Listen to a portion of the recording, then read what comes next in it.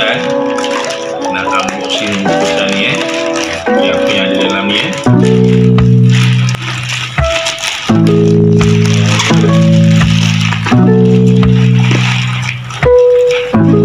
saya dah order barang ni untuk servis kereta kami.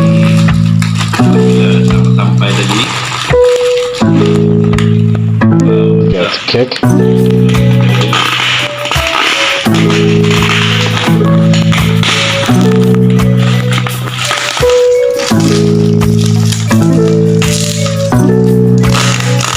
Keputusan yang baik.